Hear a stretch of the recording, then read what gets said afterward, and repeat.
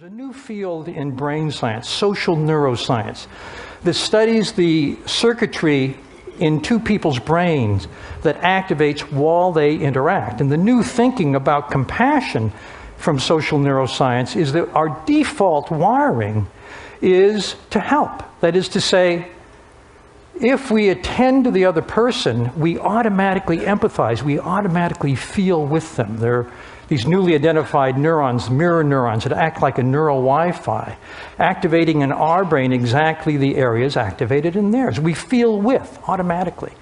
And if that person is in need, if that person is suffering, we're automatically prepared to help. At least that's the argument.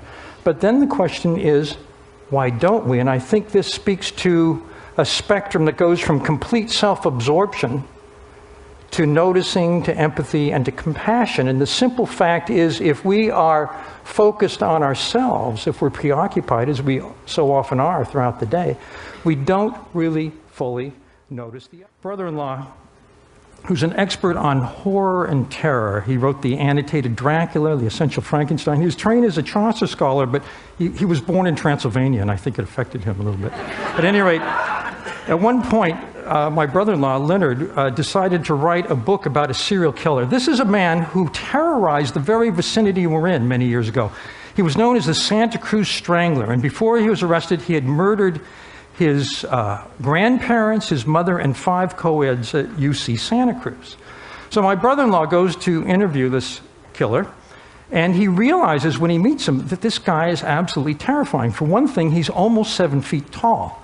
But that's not the most terrifying thing about him. The scariest thing is that his IQ is 160, certified genius. But there is zero correlation between IQ and emotional empathy, feeling with the other person. They're controlled by different parts of the brain. So at one point, my brother-in-law gets up the courage to ask the one question he really wants to know the answer to, and that is, how could you have done it? Didn't you feel any pity for your victims? These were very intimate murders. He strangled his victims. And the strangler says very matter-of-factly, oh no, if I had felt their distress, I could not have done it.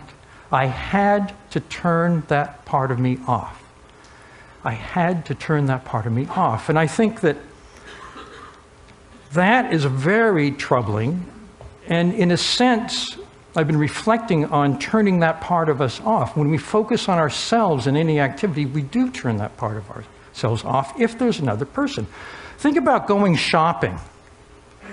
Think about the possibilities of a compassionate consumerism.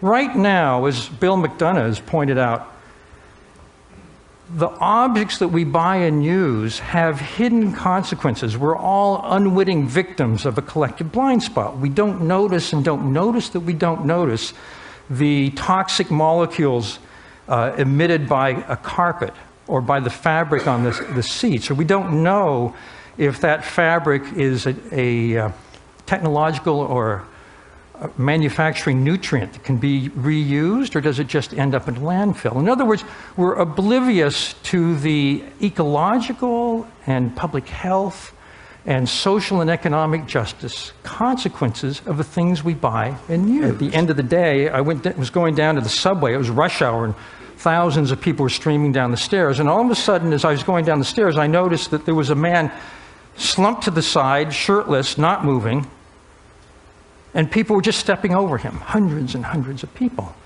And because my urban trance had been somehow weakened, I found myself stopping to find out what was wrong. The moment I stopped, 6 other people immediately ringed the same guy.